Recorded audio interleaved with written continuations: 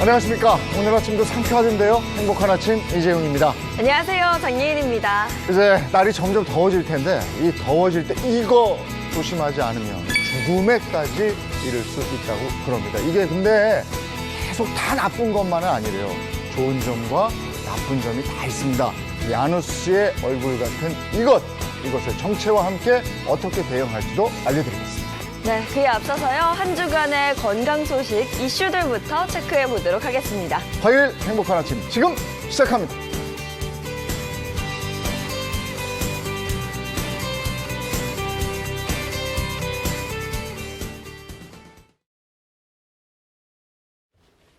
자, 이번 주에 어떤 핫한 건강 소식이 있는지 먼저 알아보도록 하겠습니다. 민희연 선생님, 뭐부터 소개해 주실 겁니다?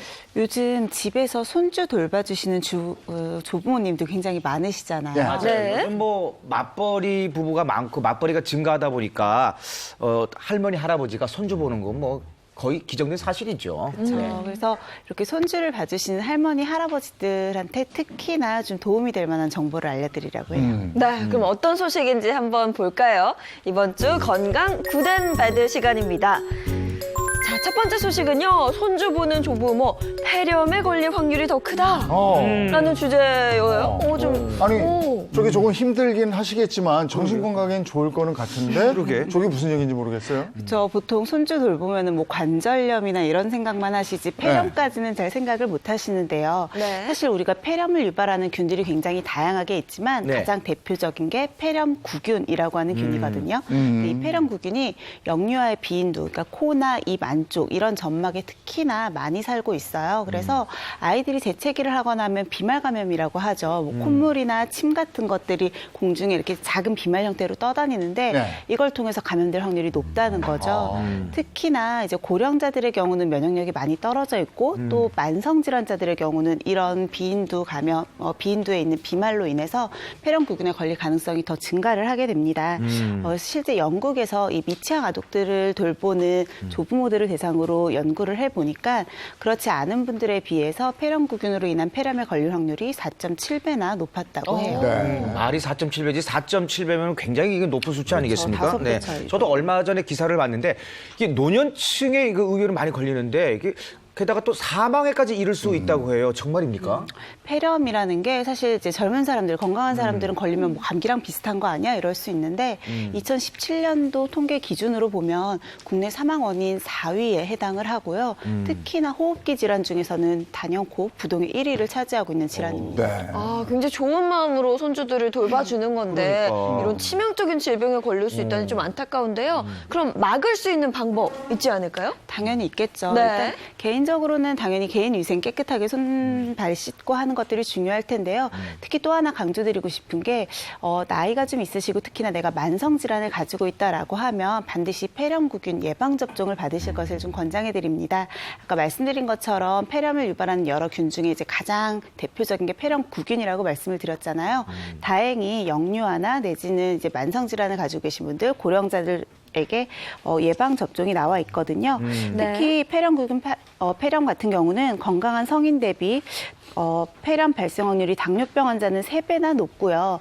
만성 폐쇄성 폐질환이나 천식 같은 만성 폐질환을 갖고 있는 분들은 정상인들보다 8배에서 9배나 더 높은 비율을 가지고 있고 만성 심질환 환자도 4-5배 이상 높다고 나타나 있거든요. 네. 만성 질환자들 같은 경우는 폐렴에 걸리는 것도 문제이지만 폐렴에 걸렸을 때 합병증이 발생하기도 더 쉬우니까 특히나 주의하시는 게 좋습니다. 그러니까 어르신 중에 성인병이 있거나 만성 질환을 앓고 있는 분들은 더 조심을 하셔야 되는 거고. 근데 폐렴 구균 말씀하셨는데 이것도 이거지만 아이들 돌보는 자체가 이 육체적으로 굉장히 힘들거든요. 맞아요. 네. 저희 이제 환자분들 중에서도 이제 노령층 분들이 오세요. 네. 특히 이제 할머니들 네. 어떻게 오셨어요? 그러면 아유 손주 보다가 그래. 아유. 관절염 맞아. 생겼다. 네. 삐끗해서. 아. 계속 반복적으로 오세요. 왜 치료하세요? 손주 봐야 되니까. 손주 봐야 되니까. 실제로 이제 여성가족부에서 통계를 내봤더니 노령 인구 10명 중에 7명이 질환을 앓고 있어요. 어이구, 손주 보다가 지금. 아. 그중에 40%는 만성 질환을 앓고 있고 한 33% 정도는 이제 만성 질환이 아니더라도 계속 지속적으로 병원에 다니시는 거죠. 예. 이렇게 돼 보면 그 인구의 한 74%가 질병을 앓고 있기 때문에 아이고. 상당한 노동력이 필요한 손주보기가 방금 이제 말씀하셨던 감염성 질환 이외에도 디스크와 같은 만성 질환, 관절염과 같은 퇴행성 질환으로 고생할 수 있다는 또 안타까움이 있습니다. 그 어떤 광고에도 있었잖아요. 심건호보다도 더 강한 우리 아이 체력. 그걸 어르신들이 어떻게 쫓아가겠습니다. 네. 아이고. 쫓아가겠습니까? 그런데 꼭 그래요. 이렇게 아이 돌봐주세요 한 다음에 밖에 회식하러 갈 때는 꼭 우리끼리 갔다 오는 거야. 그러면 부모님들이 더 막 체력이 떨어지시잖아요. 네. 맞아요. 그러니까 백신도 잘 맞게 좀 살펴드리고 아이만 살피지 말고 어르신들도 함께 그래야 더 건강하셔야 애들도 더 잘 돌봐주시는 거 아니겠습니까? 맞습니다. 자, 두 번째는 뭐가 있습니까? 좋은 소식도 네, 좀 좋은 알려주시죠. 자, 굿.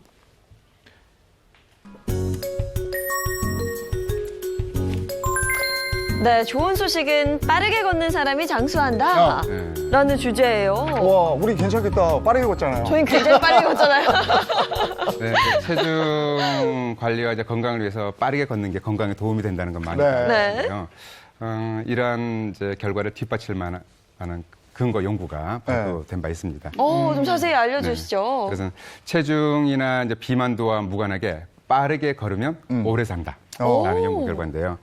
영국의 한 이제 의학 전문센터에서 연구를 했는데 47만 명의 의료 데이터를 분석을 했어요. 예. 그랬더니 빠르게 걷는 사람들의 기대 수명이 네. 여성들의 경우에는 87세, 남성의 경우는 76세로 굉장히 높았습니다. 아, 그래요? 네, 이것들은 이제 체중이나 이제 체질량 지수와 무관하게 예. 모든 경우에 다 적용이 되는 아. 단지 빠르게 걷는 것만으로 기대 수명이 늘어난다는 연구 결과입니다.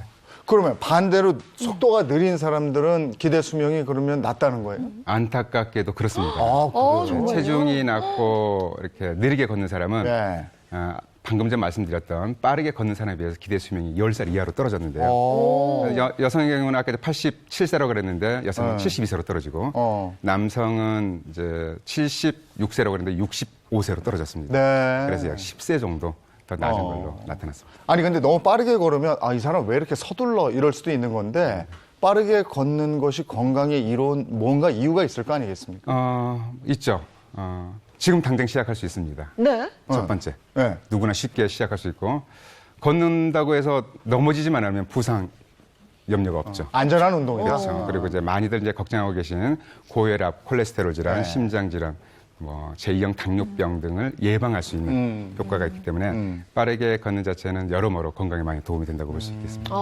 체력 단련에도 도움이 되고 빠르게 걷는 게 참 효과가 많네요. 그리고 이제 실제로 이제 고혈압이나 이제 제2형 당뇨병을 앓고 있는 분들조차도 빠르게 걷는 자체가 이 질환을 관리하는데 이제 약물 치료를 하고 있는 도중이라도 훨씬 더 효율성이 높아지기 때문에 빠르게 걷는 건 누구나도 쉽게 시작할 수 있는 아주 좋은 운동으로 볼 수 있겠습니다. 네, 핵심은 그거 같아요. 자주 걷되 좀 빨리 걷는 게 상당히 중요할 것 같은데요. 그런데 사실 최근에는 이것 때문에 걷거나 야외 활동할 때 두려움이 앞선다고 합니다. 이것은 무엇일지 영상으로 함께 하시죠.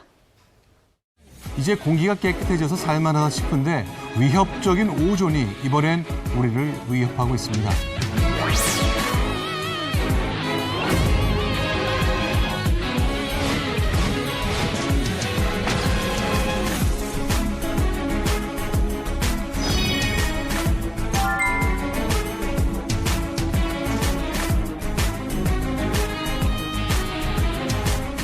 네, 시작하면서 말씀드렸던 이것이 바로 이 오존이라는 겁니다. 미세먼지 때문에 걱정이었는데 날 더워지면 또 계속 오존주의보가 내려져서 이게 또 걱정이고 그렇습니다. 그렇죠. 최근에 뭐 휴대전화로 오존주의보 발령됐다라는 문자 메시지가 너무 많이 와서요. 사실 외출하기에 약간 불안한 맞아요. 마음이 들기도 해요. 네. 네. 오존이 참 이게 문제인데, 걱정스럽. 무슨 노래가 저 경식 씨인 것 같은데. 경식 씨 맞아요? 처음 뵙는 분이 어. 맞네. 저 맞아요. 이게 요즘 뭐 네. 미세먼지다 뭐다 이것도 오존이다 해가지고 네. 이 정도로 가리지 않으면은 태양이 정말 꽁꽁 싸맸는데요? 그쵸? 근데 진짜 저 정도로 종무장을 하고 나가면. 근데 지금 경식 씨가 네. 약간 과장되게 하긴 했지만. 네. 그 산책하는 분들 있잖아요, 요즘에. 맞아요. 그러면 이렇게 꽁꽁 다 싸매고 다니더라고요. 맞아요. 요즘은 또 진화한 게 이거 보세요. 이 옆에까지 다 나와요. 앞만 가리는 게 아니라 네. 옆에도 이렇게 있어요. 옆에도. 네? 조금 답답하긴 해도 워낙 불안하니까 네. 이렇게 보세요. 이렇게 철동 방어를 할 수밖에 없을 것 같거든요. 민 선생님 굉장히 좋아하시네요. 이 패션 원래 하고 저기 조깅하시지 않아요? 아이고. 아니, 이러면 안 보여서 다치지 않나요? 앞이 보이시나요? 아 이게 저는 다 보여요. 예. 저는 다 보여요. 그렇겠지, 그렇게. 오늘 계속 이렇게 방송하고 근데 오존층 파괴를 막자 이러는 운동도 많고 네. 우리나라 뭐 환경 문제 오존 얘기 빠지지 않는단 말이에요. 그런데 또 어떻게 보면 또 오존이 또 장점도 있다고 그러고 우리가 북극 얼음 얘기할 때도 오존 얘기하고 오존층 얘기 나오죠. 이게 오존이 우리를 헷갈리게 하는 것 중에 하나란 말이에요. 네. 맞아요. 우리가 어릴 때는 오존층 파괴를 막아야 한다, 오존을 지켜야 네, 한다라고 많이 배웠을 텐데 요즘은 오존주의보가 계속 내리고 있잖아요. 네. 이유가 오존이 두 가지 얼굴을 가지고 있기 때문입니다. 두 가지 얼굴을 가지고 있다. 처음 듣는 이야기인데요. 서로 다른 종류의 오존인 건 아니고요. 오존이라고 하는 거는 산소 원자 세 개로 이루어진 게 이제 똑같은 기체 형태의 가스를 말을 하는데요. 문제는 어릴 때 학창 시절 친구들 보면 두 명이서 놀고 있을 때는 안정적인데 네. 홀수가 되면 불안하잖아요. 맞아요. 네. 오존도 산소가 세 개가 있다 보니까 한 명이 계속 다른 데로 나가려고 해요. 산소 하나가 어디로 붙느냐에 따라서 착한 오존이 되기도 하고 나쁜 오존이 되기도 하는 거죠. 착한 오존 하면 우리가 딱 떠오르는 게 얘기하신 오존층일 텐데요. 네. 네네. 실제로 우리 태양에서 자외선이 나올 때 자외선이 요즘은 1급 발암물질이다라고 해서 피부암 유발한다는 것도 많이 알고 계시고 눈에 닿았을 때도 뭐 백내장이나 여러 가지 염증을 일으키기도 하고 또 뭐 돌연변, 그러니까 세포 수준까지 가면 돌연변이를 유발하기도 해서 많이 인체에 유해하다는 건 들어보셨을 거예요. 이런 유해한 자외선을 성층권층에서 막아주게 되는 게 바로 오존층입니다. 그렇다 보니까 이 오존층 같은 경우는 착한 오존이라고 불리는 이제 대표적인 오존이고요. 전체 오존의 90%를 차지를 하고 있어요. 네. 그래서 이런 말 들었잖아요. 어. 오존층은 지구의 방패다. 방패. 네. 지금 그림에도 딱 그렇게 그러니까요. 나와요. 방패처럼 나와 있죠. 네. 실제로 이 성층권에 있는 오존층이 자외선을 잘 막아주고 있기 때문에 지구에서는 여러 가지 생명체들이 존재를 할 수가 있는 거거든요. 네. 그런데 이 오존량이 10%만 감소를 해도요, 지표면에 도달하는 해로운 자외선은 20%나 증가를 하게 되니까 네. 실제로 생명체가 살기 어려운 환경이 될 수도 있는 거죠. 근데 또 저 오존이 살균 효과가 있다 이런 얘기도 듣잖아요. 우리. 네.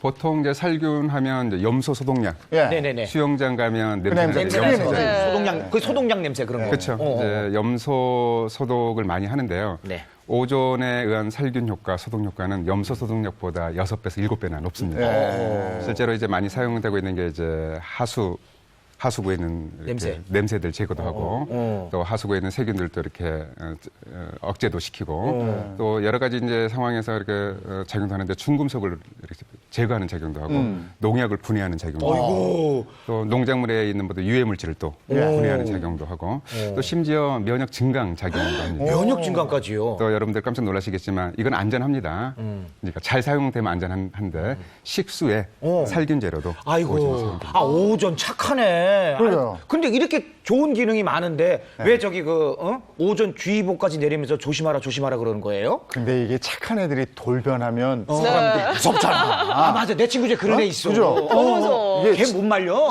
착한 애들이 한번 확 돌면 진짜 무서워. 근데 오존도 그렇군요. 왜 걔가 그런 애였구나. 그러지 말어!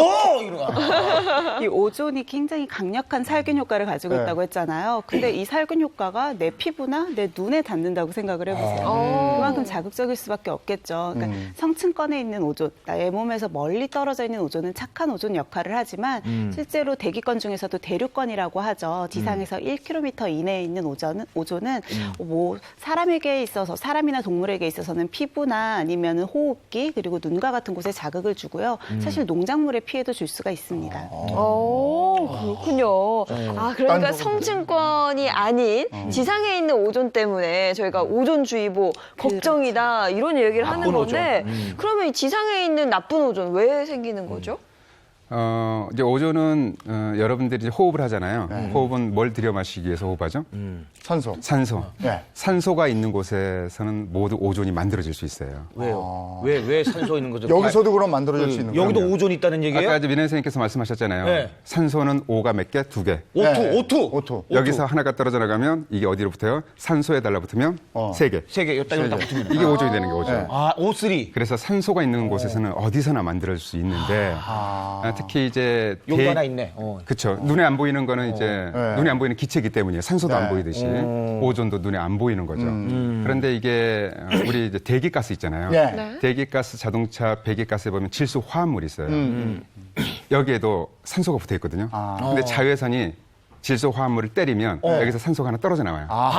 그러면 산소가 어디로 달라붙어요? 그 산소 하나가 산소 분자에 달라붙어서 오존이 되는 거죠.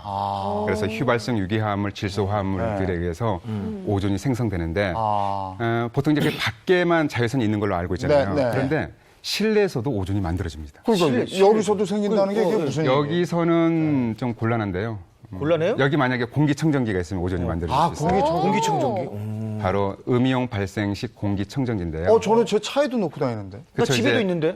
지금 깜짝 놀라셨을 텐데 네. 모든 공기청정기가 아니고요. 음이온 발생이 되는 공기청정기가 있습니다. 근데 이거는 이제 지금의 문제가 아니라 제가 수련회 때 저희 교수님께서 야 요즘 음이온 그 공기청정기에서 오존이 나온다는데 컬럼 하나 써라. 그게 벌써 20년 전에도 이슈화가 됐던 거예요. 그런데 요즘 자동차에도 공기청정기가 있는데 거기에도 차량용. 그렇죠. 오존이 발생되는 공기청정기가 있으니까 제품을 이렇게 구매하실 때 살짝 이렇게 주의하시는 근데 거죠. 우리 음이온 발생한다고 그러면 좋은 건 줄 다 알아요. 우리한테 도움되는 걸로 알고 그렇죠. 있잖아. 이제 도움이 되는 걸로 알고 있는데 아까 말씀드렸듯이 산소가 있는 곳에서는 어떠한 화학 반응에 의해서 오존이 만들어질 수 있기 때문에 우리가 일상적으로 흔하게 접할 수가 있습니다. 아니 결국은 우리 인간들이 만든 이 자동차 공장 같은 데서 이 다 주범이 있네요. 그렇죠? 근데 인체는 그러면 어떤 나쁜 영향을 미치는 거예요?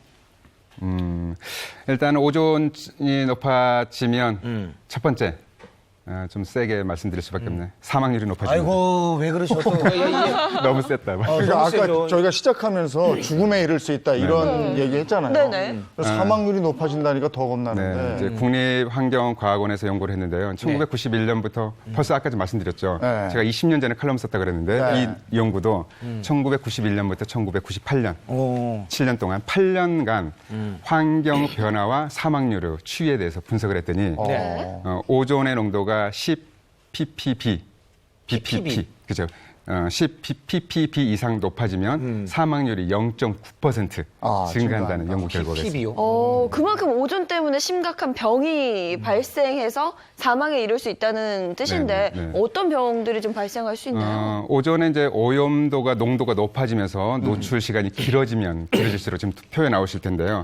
폐 기능이 떨어지면서 네. 또 이렇게 두통도 생기고 시력 감소, 또 폐장에 충혈도 생기고 가슴부에 통증도 나타나면서 기관지 민감도가 높아지면 기침도 생깁니다. 네. 또 굉장히 이제 문제가 되는 건 급성 폐부종 상태로 근데 저런 경우에 이제 급성 상태로 이제 사망에도 이를 수 있는 아 심각하네요. 폐 충혈에 폐 부종까지 생긴다. 근데 오존이 심각할 때는 그러면은 폐나 아니면 호흡기 질환이 또 약한 분들이나 질환이 있는 분들 이런 분들은 상당히 안 좋겠는데요. 그렇죠. 이제 오존이 기체다 보니까 네. 우리가 흡입을 하게 되거든요. 그래서 오존이 영향을 주는 것들은 굉장히 여러 기관이 있지만 가장 심각한 것 중에 하나가 바로 호흡기입니다. 네. 특히 이제 우리가 오존을 굉장히 고농도의 상태에서 한두 시간 정도만 그 오존 상태에 노출이 돼도요. 여기서 바로 우리 조직학적으로 현미경으로 보면은 문제가 될 수 있을 만한 조직학적인 변화들 그리고 내가 임상적으로 느낄 수 있을 만한 증상들이 발생을 하거든요. 근데 문제를 유발하는 건 한두 시간이면 충분하지만 이게 정상 상태로 회복이 되는 데는 수일 이상 걸리게 되죠. 특히 뭐 어제 오늘은 괜찮았지만 최근에 뭐 미세먼지 이야기하지 않을 수가 없잖아요. 네, 맞아요. 미세먼지랑 오존이 같이 오게 되면 더 큰 문제가 좀 있을 것 같아요. 그렇죠. 저희가 미세먼지 얘기를 할 때도 초미세먼지가 기관지 상피 세포를 변형시키고 파괴시킨다라는 말씀을 드린 적이 있는데요. 여기에 오존이 덧붙여지게 되면 더 심각하겠죠. 그래서 초미세먼지와 오존이 기관지 상피 세포에 어떻게 영향을 주는지 동물 실험 결과인데요. 네. 봤을 때는 이제 일반 깨끗한 공기에 노출이 됐을 경우에는 제일 왼쪽 윗부분 보시면 돼요.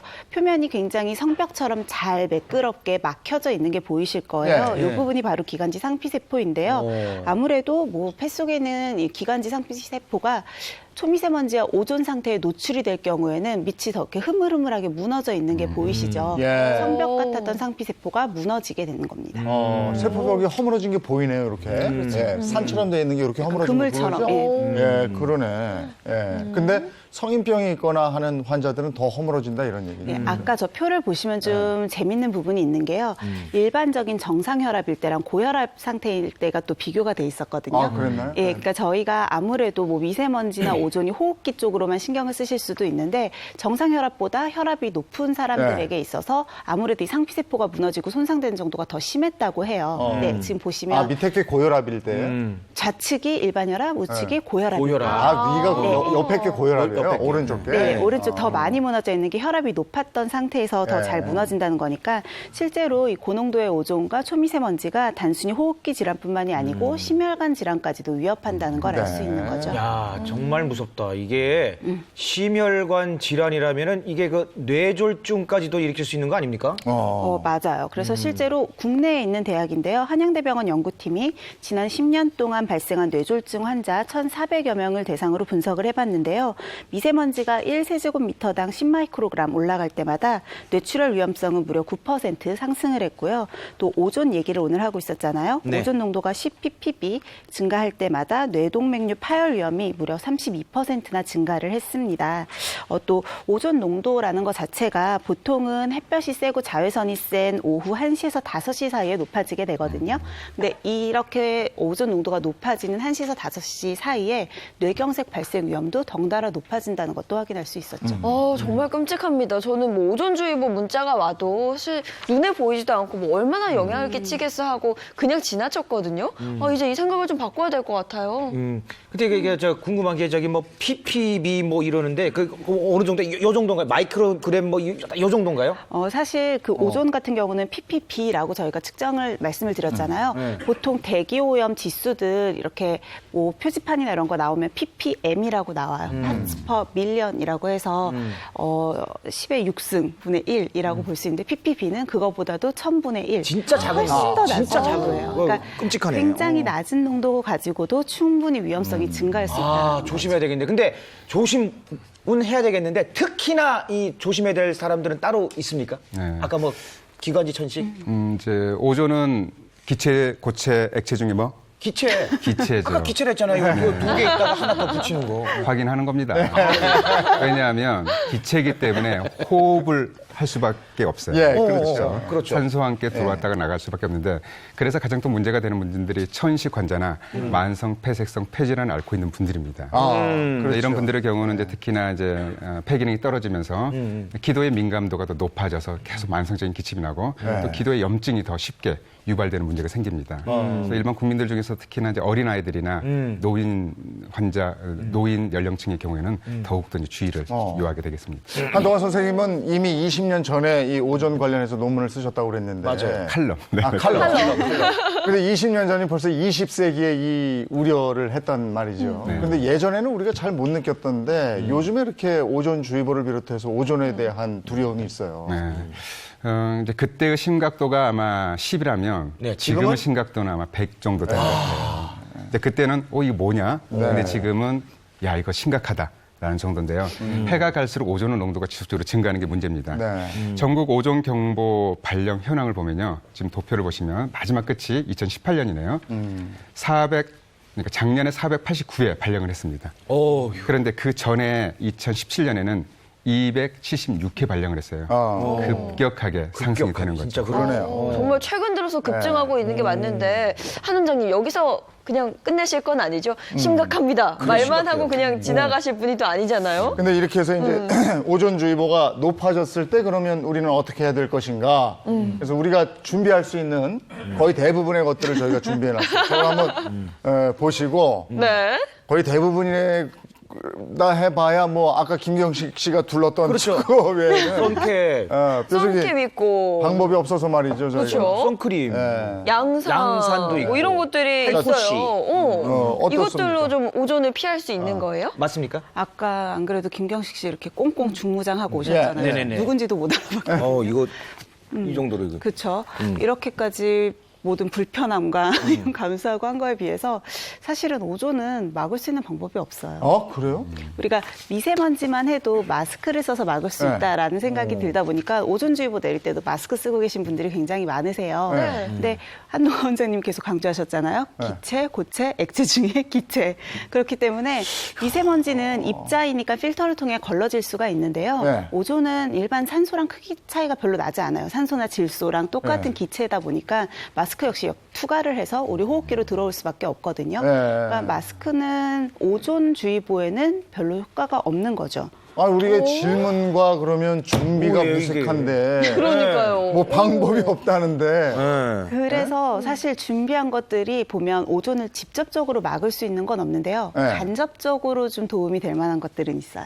간접적으로. 그걸 좀 알려주세요. 그럼 내가 뭐하러 지금 이거 이거. 야, 이거 준비하느라고 이거 힘들었어요. 이거 아침부터. 그럼 뭐 방법이 뭐예요? 사실 가장 좋은 건 오존주의보가 내렸을 때 네. 실외 활동을 하지 않는 건데요. 네. 현실적으로 좀 어렵잖아요. 네. 그러면 저는 그 다음으로 추천드리고 싶은 건 선크림이에요. 선크림. 그러니까 오존주의보가 내려졌다는 건 그만큼 자외선이 강렬하다는 거거든요. 네. 앞서서도 제가 잠깐 말씀드렸는데 자외선은 강력한 발암 물질이에요. 네. 피부암 유발하는 것뿐만이 아니고 우리 아무래도 이제 피부 세포 자체의 노화를 빨리 진행을 시키게 되고요. 또 각질이 두꺼워지고 색소 질환도 유발을 할 수가 있어서 오존주의보 내릴 때 실외 활동을 하다 보면 피부 되게 얼룩덜룩해지고 김이나 주근깨 같은 색소가 많이 올라오는 네. 것도 볼 수가 있거든요. 그러니까 오존 자체의 영향은 차단하지 못하더라도 오존으로 인해서 같이 덩달아 자극을 받게 되는 자외선으로 인한 피해는 좀 막을 수가 있는 거죠. 근데 오존주의보 내렸을 때는요. 자외선 차단제도 SPF 지수 30 이상인 걸로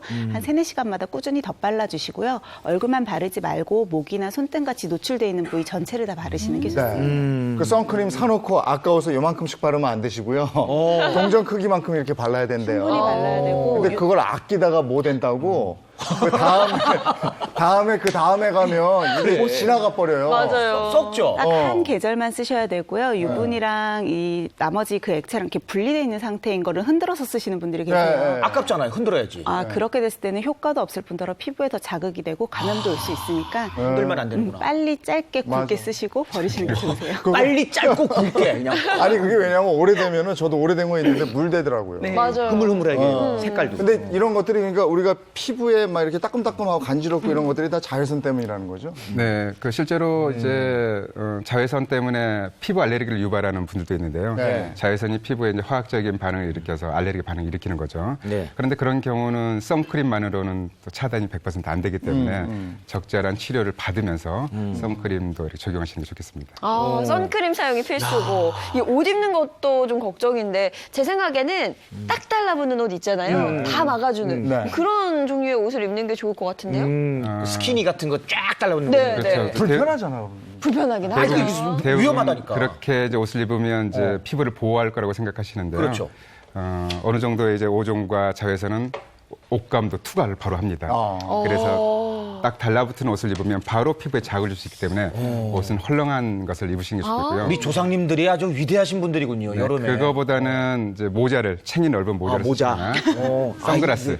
이 도움 되네요, 그러면. 그다음에 이게. 양산. 아, 그래서 양산. 자외선을 좀 차단하시는 게 좋겠습니다. 양산이나 이런. 근데 이게 이제 햇빛 좋을 때 마냥 차단하면 우리 또 비타민 D가 중요하다는 얘기 하잖아요. 맞아요. 근데 이거 흡수를 못하니까 또 그게 문제이긴 하고 참 여러 가지로. 그러니까 방법은 자외선이나 오존이 셀 때 그때는 그 야외 활동을 좀 자제하라. 이게 또 방법인 것도 같고 그래요. 그렇죠. 아까 말씀드린 것처럼 우리가 하루 중 특히 이제 시간대별로 오존 농도 변화를 보게 되면요. 햇살이 강할 때일수록 오존 농도도 증가를 하게 되거든요. 그래서 오후 타임 특히 1시부터 5시 사이가 가장 오존 농도가 높으니까요. 이때는 최대한 외출을 피하시는 게 좋습니다. 네. 2시에서 5시. 2시, 5시. 아, 예, 요때쯤. 그럼 사무실에 계시든가. 아니면 집에 계시든가인데 네. 그 야외에서 일하시는 분들은 참 이게 곤혹스러운 것 중에 하나일 것 같고 그러게요. 부득이 외출을 해야 된다? 야외에서 일을 해야 됐다. 그러면 들어와서 뭘 이렇게 대처할 수 있는 방법은 뭐예요? 관리 방법. 그렇죠. 이미 노출이 된 다음에는 집에서 관리할 수 있는 방법이 있어야 네. 되잖아요. 그래서 오늘 제가 피부 관리를 할 수 있는 방법을 하나 들고 왔어요. 아, 역시 민혜연 선생님. 민혜연 선생님의 피부를 보면 그러게. 믿음이 딱 가요. 그런가요? 네. 관리 잘하셨어. 오늘 이제 보통 집에서 할 수 있는 관리 방법을 알려드리려고 특히 가지를 이용한 피부 관리 아, 방법을 그래요? 알려드리려고 하거든요. 가지요? 네, 가지. 가지. 저거 요즘 잘 먹는데. 아니, 그쵸. 오이는 많이 들어봤잖아요. 맞아요. 오이팩은 많이 들어봤는데 가지는 처음 들어. 참 여러 가지 하네요. 네. 가지 한다 정말. 네. 오이를 이용해서 팩을 하는 것도 좋은 방법이긴 한데요. 가지가 있네요. 네. 가지는 지금 제철이기도 하고 그렇군요. 오이가 가지고 있지 않은 여러 가지 더 풍부한 항산화 성분을 가지고 있거든요. 네. 그래서 좀 가지를 가지고 왔고요. 아무래도 가지 자체가 항산화 성분이 풍부하다 보니까 뭐 동맥경화나 고혈압도 막아주고 항암 작용도 있는데 네. 먹지 말고 피부에 양보하라고 하잖아요. 가지를 피부 관리로 오늘 가지고 온 이유는 안에 들어있는 루페올이라고 하는 성분 때문에 그래요. 루페올 역시 다 항산화 성분의 일종인데 오존과 자외선으로 손상받은 피부 자체를 좀 진정시켜주고 피부에 열을 내려주거든요. 그리고 수분 함량이 굉장히 많기 때문에 피부에 수분 공급을 해주고 미백을 하는 데도 도움이 돼요. 비결이 여기 있었군요. 네. 이게 가지가 가지미. 전통적으로 네. 이렇게 많이 사용된 해독식품 중에 하나입니다. 네. 이게 이제 기운도 서늘하고 그래서 여름철에 더위도 식혀주고 염증성 질환을 치료하는 데 굉장히 도움이 많이 됐거든요. 그다음에 식이섬유도 많아서 노폐물을 제거하는 데 효과도 있고 동의보감 같은 이제 한의사에서는 이제 가지는 혈액의 열독을 제거한다. 이제 모든 염증을 좀 완화시킨다는 이제 효과가 있다는 걸 말하는 거고요. 특히나 이제 여러분들도 좀 적극적으로 활용해 볼 만한 근거, 문헌적 근거 중에 하나는 양귀비가 피부 건강을 위해서 가지를 사용했다는 기록이 있습니다. 양귀비가 이제 기미나 주근깨가 있었던 모양인데요. 예. 가지를 많이 활용했다는 문헌적 기록이 있습니다. 문헌에 양귀비 얘기가 많이 나오는 거 보면 양귀비가 참 가지가지 했더라고요. 여러 가지 했죠. 여러 가지 했어요. 그렇죠. 각가지 다 했죠. 아, 저는 이제 펜을 준비를 했어요. 이제 가장 방법을 좀 중요한 거죠. 알려드려야겠죠. 방법, 만드는 법 알려주세요. 그거 중요하죠. 네. 가지는 이렇게 좀 그러니까 그냥 숭덩숭덩 썰어주시면 되거든요. 나중에 갈기 쉬운 형태로 대충 크기를 잘라주시면 되는데 껍질에 있는 이 보라색이 안토시아닌이 풍부하게 들어가 있는 부분이기 때문에 껍질까지 다 같이 이용해서 크게 썰어주시고요. 여기에 점도를 조절할 수 있도록 밀가루를 넣어주시면 되는데 저는 밀가루 대신에 곡물가루 이용했어요. 그러면 미네랄 성분이나 이런 것들 비타민들이 더 많으니까 편하신 대로 이용을 하셔서 두 가지를 섞고 또 점도 약간 조절해 줄 수 있도록 물을 좀 더 넣어주시되 가지 자체가 아까 수분이 많다 그랬잖아요. 그래서 물은 굉장히 소량만 넣어주셔도 충분합니다. 이렇게 곡물이랑 가지를 그냥 갈아주시면 끝이에요. 간편하네요. 네. 그러면 요 요 비결을 앞에 다 가르쳐 주시네. 이런 점도가 좀 있는 상태 지금은 팩 형태가 되니까 얼굴에 얹어주시고 5분에서 10분 정도 너무 마르지 않은 상태 정도로만 두고 계시면 피부에 열도 내려주고 미백 효과도 좋으니까 한 번쯤 이용해 보시면 좋을 것 같아요. 네. 네, 오늘 집에 가서 반드시 제가 만들어서 한번 해보도록 하겠습니다. 예. 가지팩. 네. 자, 민혜연 선생님도 팁을 주셨으니 한동환 선생님도 뭐 하나 좀 주세요. 네, 제가 간단하게 이제 뭐 자외선이나 오존이 이제 피부나 점막에 자극을 많이 주잖아요. 예. 그래서 피부의 저항력을 높이고 민감도를 낮추는 특급 비법 한동화의 홈 트레이닝 네. 보여드리겠습니다. 아, 한트. 네, 한.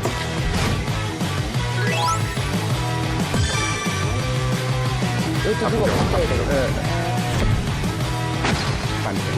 그렇죠. 쭉. 위, 아래, 왼쪽, 오른쪽. 동선 앞으로 찍은 아래, 거예요. 왼쪽, 오른쪽.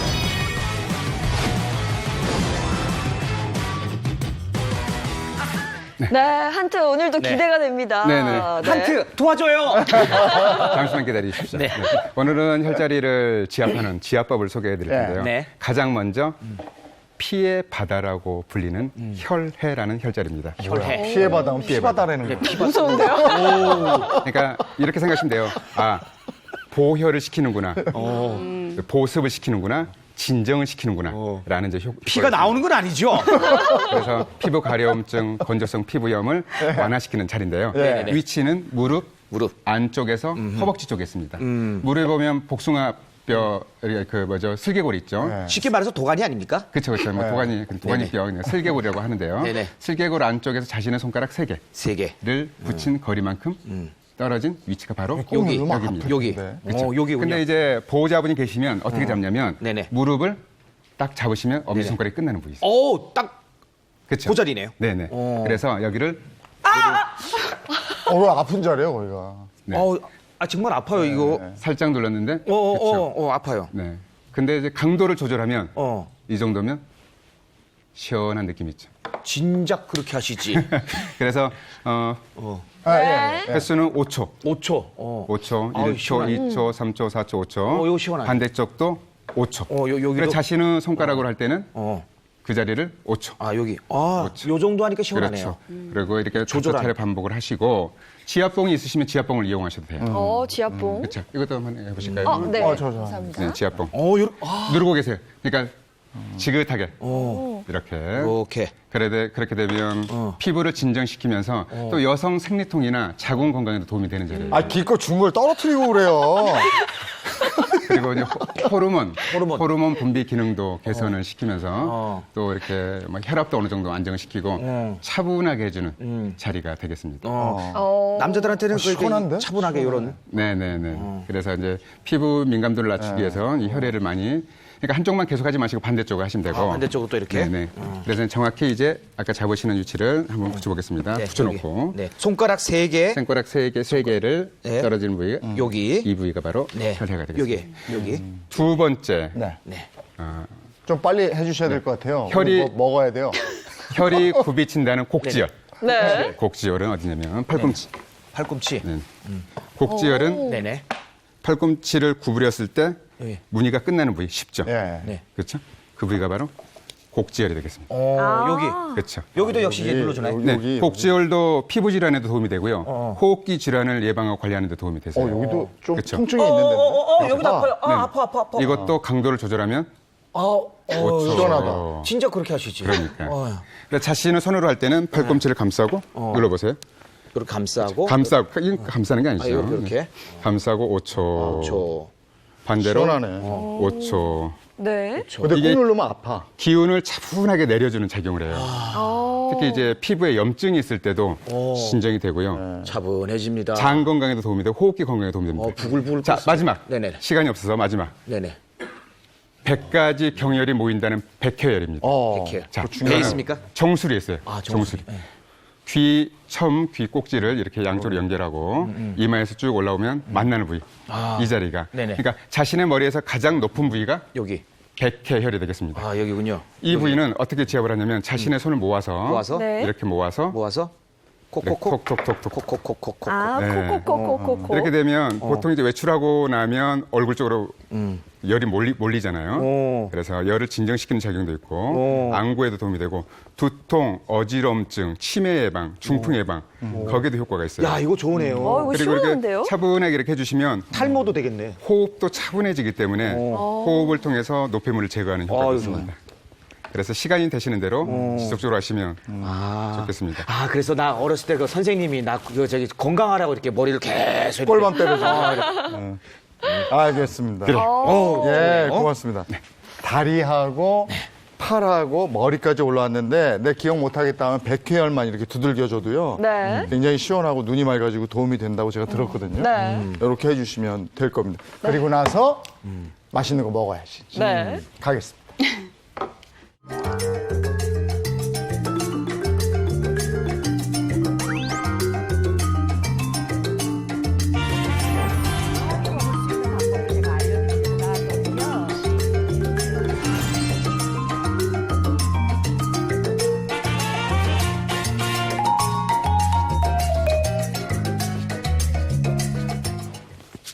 네, 이보은 요리연구가 함께합니다. 안녕하세요. 안녕하세요. 어서 오세요. 네. 안녕하세요. 네. 아, 워낙 아유. 뭐 피부가 좋으셔서 제가 모든 다른 건 걱정- 몰라도 네. 피부는 하나 좋아요. 가지패 가셨죠? 가지패. 어떻게 하셨어요? 가지 색깔이야. 네.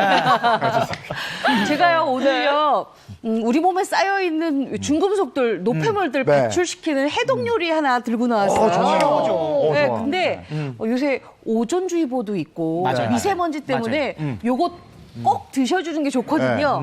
바로 도토리입니다. 그래요? 네. 오. 근데 도토리를 우리 그냥 무쳐만 먹었잖아요. 네. 그렇죠. 저는 오늘 요거 가지고 맛있게 전을 한번 무쳐보려고요. 도토리 전이 돼요? 묵전이요? 네, 도토리 묵전이에요. 오. 그리고 또 하나는 도토리 묵전과 함께 드시면 아주 좋은 또 해독 요리예요. 또? 도라지, 오징어, 초회. 아우, 두 가지 맛있겠다. 제가 알려드릴게요. 상큼하고 맛있겠네. 네, 네. 궁합이 좀 맞겠죠? 예, 예, 네. 예. 네. 일단 도토리묵 먼저 준비를 하는데요. 이 도토리묵은 그냥 이렇게 찰랑찰랑 하잖아요. 요거 그냥 나무젓가락 굵기로 굵게 이렇게 썰어주시면 돼요. 왜 이렇게 나무젓가락 굵기로 쓰는 거죠?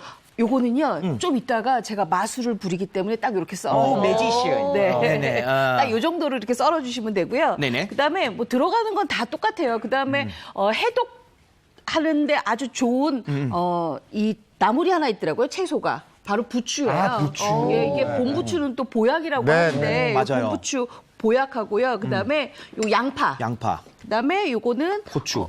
고추랑 그다음에 청양고추. 요것만 준비를 하면 되는데 요거 아주 쉬워요.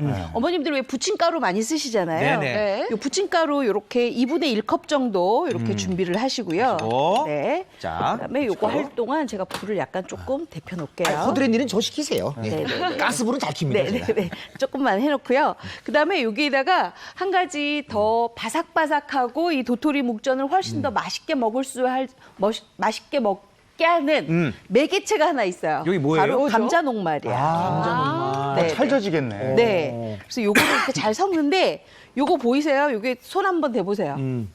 차가워. 차갑죠? 이거 이게 뭐예요? 바로 얼음물이에요. 왜 얼음물을 넣어야 되는 거예요? 이렇게 얼음물 넣어야 이게 지금 달궈지잖아요. 네네네네. 뜨겁게 달궈지는 기름에 있는 그 팬에 이렇게 차가운 반죽을 넣어야 바삭바삭하게 익혀지지요. 식감. 그렇죠. 그래서 요거 이렇게 잘 섞어주세요. 우리 일반 부침개 할 때도 그렇게 하면 바삭한 맛을 네, 느낄 수 그렇죠. 있어요? 굉장히 바삭바삭하죠. 얼음물을 네. 얼음물이 핵심이네. 꿀팁이네요. 네. 자, 이렇게 됐으면 요거 그냥 다 그냥 섞어주시면 돼요. 일단 부추. 부추 넣고. 네, 부추 부추전 넣고. 좋은데. 부추전. 그렇죠. 부추전 너무 좋죠. 그렇죠. 그다음에 양파도 좀 넣고요. 기대됩니다. 그렇죠. 네. 그다음에 청양고추, 청양고추. 그래, 매콤한 맛 있으면 좋아. 빨간 고추. 야, 색감도 네. 또 이쁘잖아요. 색깔 빨간 고추. 이쁘죠? 그럼요. 여기에다 이제 마지막으로 도토리 묵을 아, 넣어요.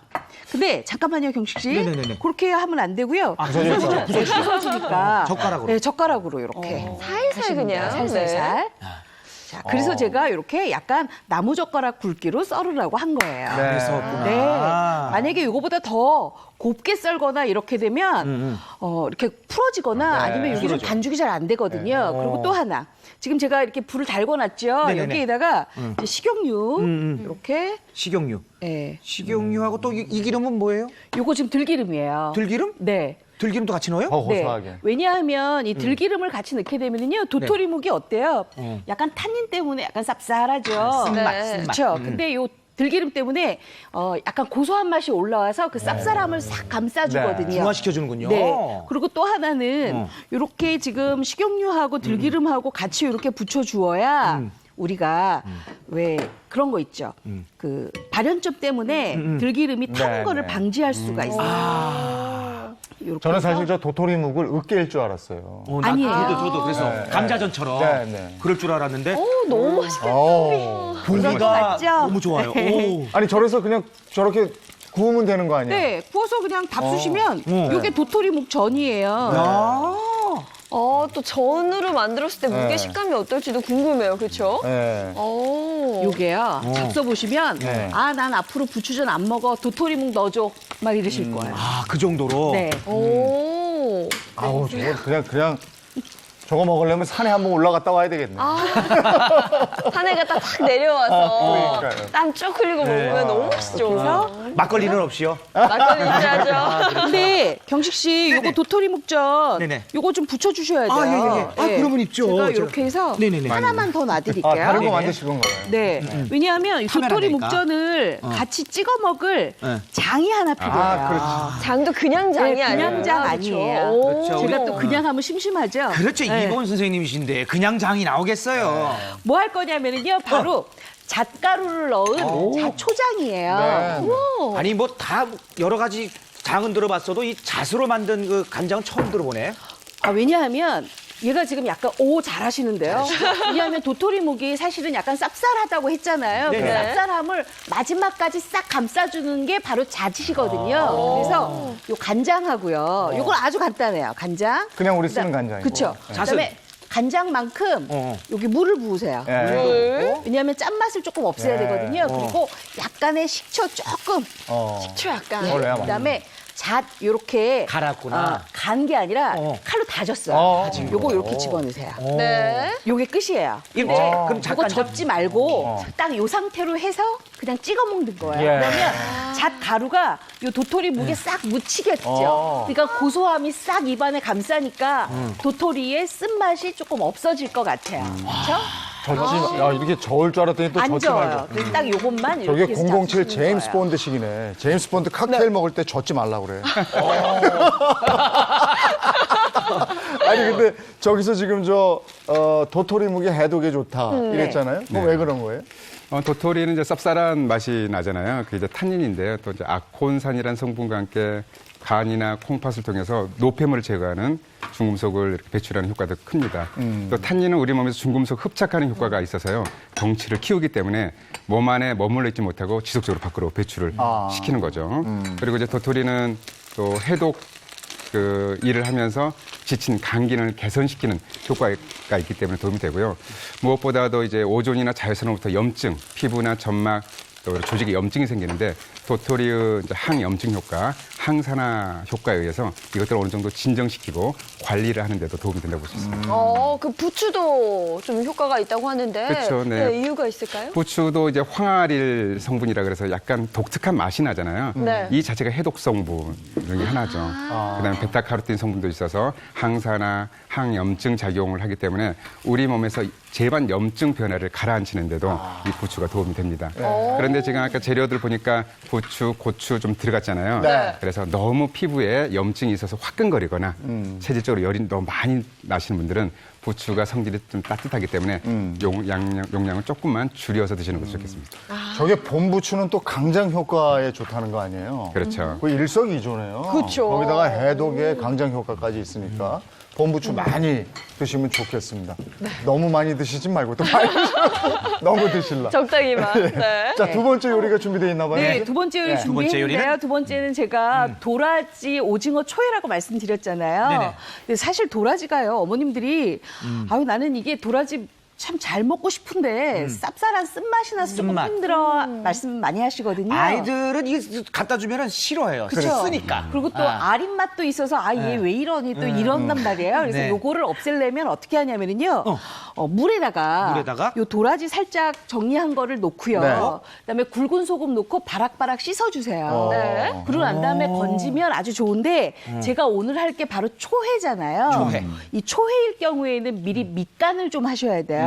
어떤 밑간을 하냐면 바로 요게 식초예요. 식초로. 네, 그다음에 물엿, 그다음에 요게 소금, 식초, 물엿, 소금. 그다음에 설탕. 설탕 조금. 예, 요거까지 이렇게 넣어주셔서 30분 정도 절임을 하잖아요. 네네. 그러면 이렇게 돼요. 이렇게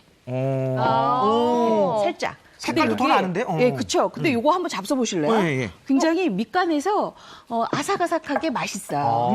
그리고 쓴맛 하나도 없잖아요. 이거 자체만 먹어도 맛있어요. 그래요? 맛이 살아있어요. 네. 그래서 요거 하고요. 그다음에는 제가 아까 오징어 초회라고 말씀드렸잖아요. 그 도마 하나를 올려놓고 오징어를 이렇게 준비를 해서요. 제가 장갑을 끼고 오징어를 한번 손질을 한번 해볼게요. 네. 보통 어머님들이 오징어 초회면은 그냥 오징어 데쳐서 그냥 숭덩숭덩 넣지 이렇게 생각을 하시는데요. 요게 한 가지 요령이 있어요. 어떤 요령입니까? 이 안쪽에 오징어를 칼집을 꼭 넣어주셔야 돼요. 왜요? 왜냐하면 네. 이렇게 칼집을 넣어 주어야 오징어가 살짝 데쳤을 때 간이 훨씬 더 잘 스며들거든요. 그래서 이렇게 칼집을 넣어 주시고요. 그다음에 양쪽 사선으로 잘 넣어서 자 이렇게 한 다음에 끓는 물에 살짝 데치는데요. 요 데치는데 요령이 또 있어요. 대부분 이거 오징어 데칠 때 뭐 넣으세요?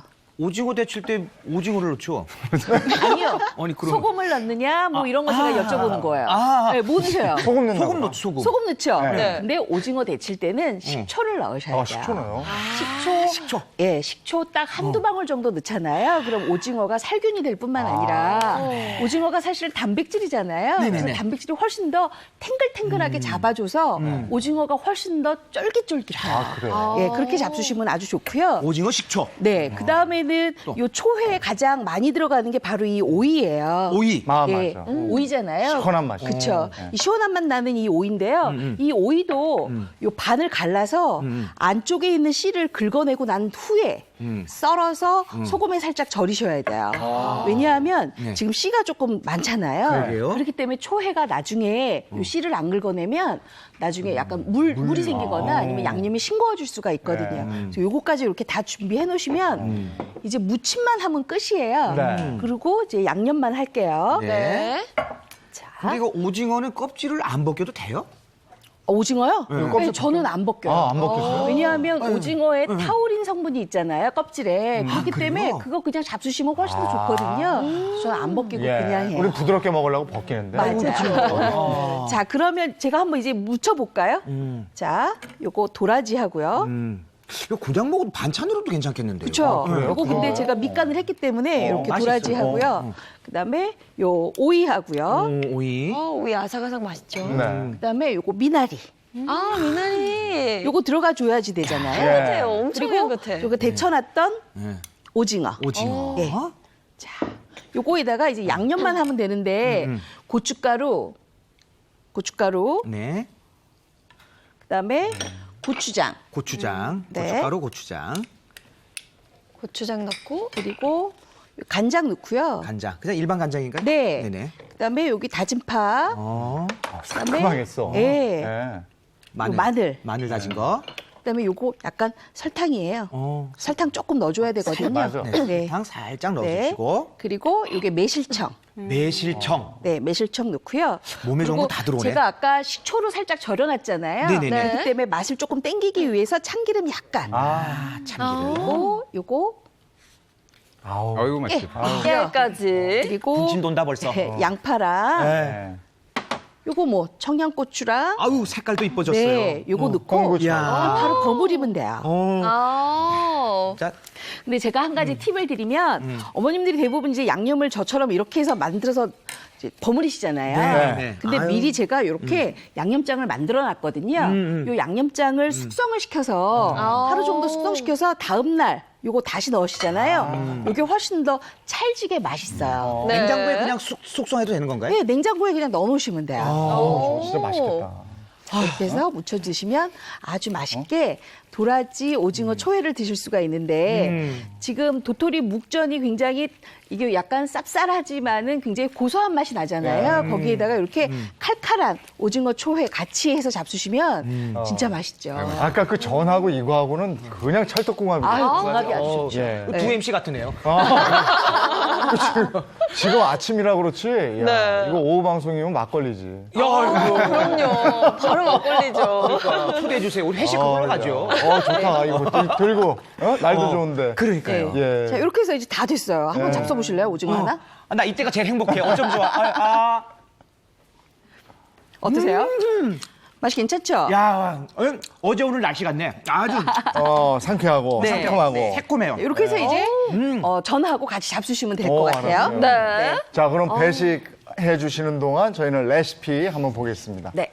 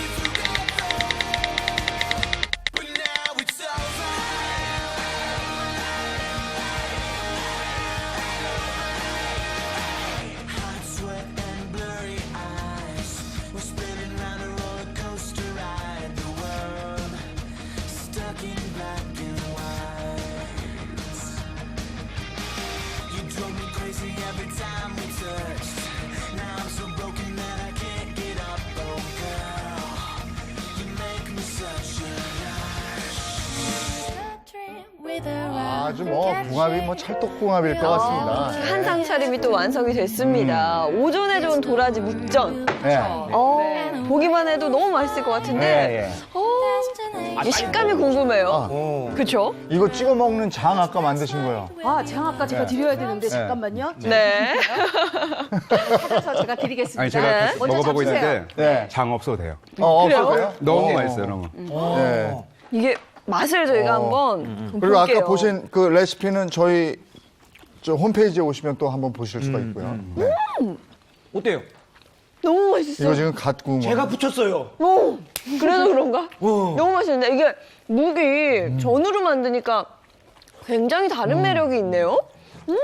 겉은 바삭하고 묵은 여전히 말랑말랑하거든요. 우리가 대부분 도토리묵 그러면 어머님들이 그냥 무쳐 먹는구나만 생각을 하시잖아요. 근데 이렇게 발상에 전환을 하시면 각종 해독 작용이 있는 채소들하고 같이 버무려서 이렇게 무쳐 드시는 것도 좋지만 이렇게 전으로 잡수시면 이게 한 끼 식사도 되거든요. 네. 맛있어. 이 도라지도 정말 맛있네요. 그렇죠. 어떻게 아까 그 방법대로면 이 맛이 나오는 네, 거죠? 딱 요 맛이 나와요. 저희가 또 레시피대로만 하면은 이게 또 딱 나오는 것도 유명하잖아요. 그러니까 나는 꼭 이거 이 시간을 갖다 우리 와이프한테 꼭 보라 그래요. 네. 우리 집 한번 참고로 보시고 싶은데. 도라지에 아까 사포닌 많다고 말씀하셨잖아요. 네.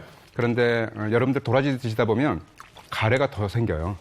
그래요? 왜요? 이게 폐를 나쁘게 하는 게 아니라 폐를 깨끗하게 계속 청소를 하는 겁니다.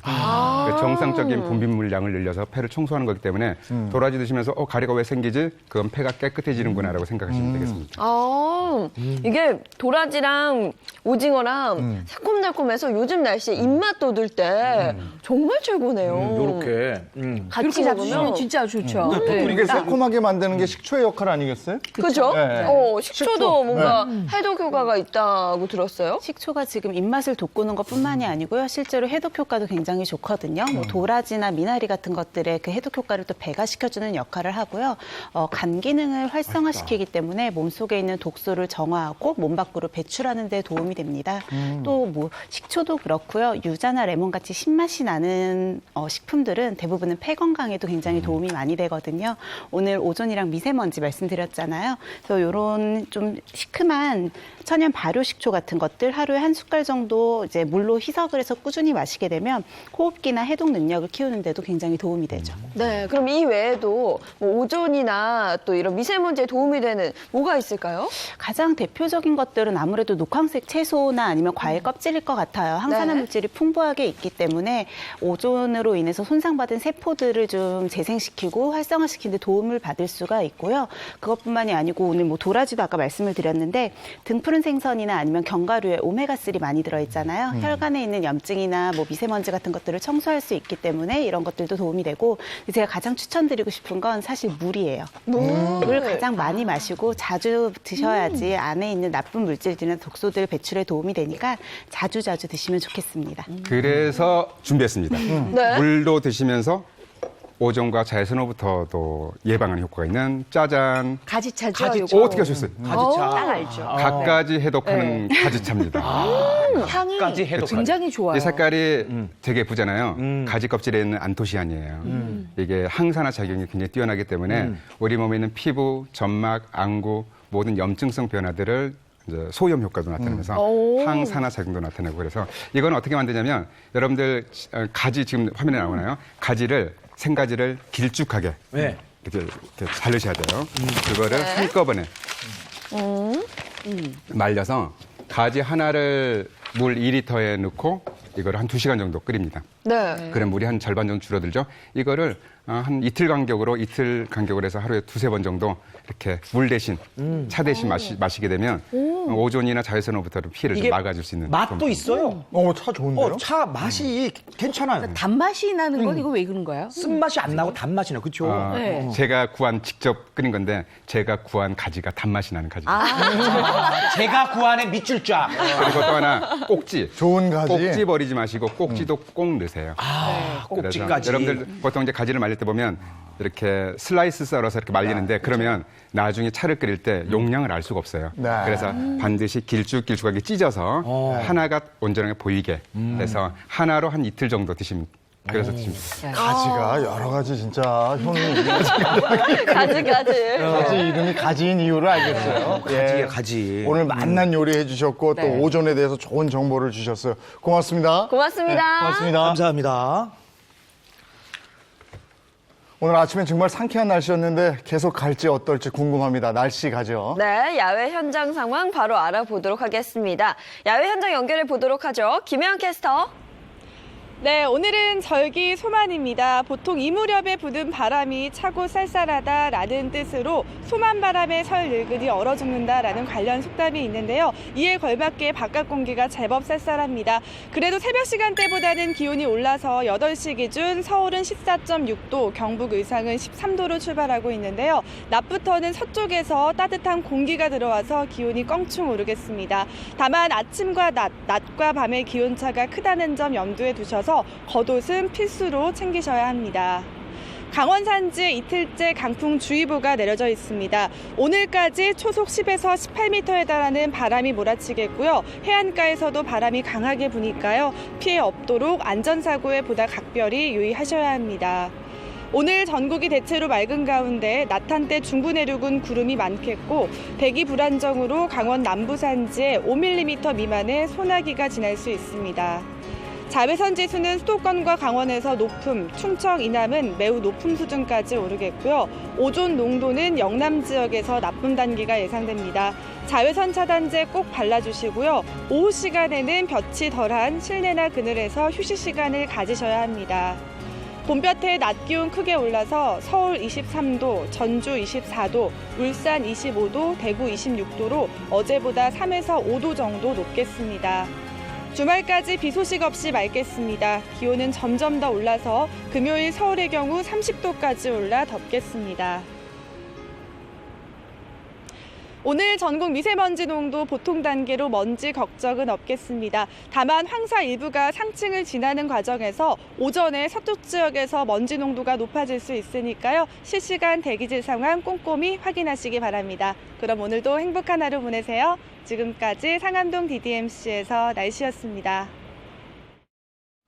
오늘이 5월 21일이에요. 둘이 하나. 그래서 오늘 부부의 날인데 뭔가 이벤트 하나 있으면 좋을 것 같은데. 네. 댁에 있으시면 이제 묵정 같은 것도.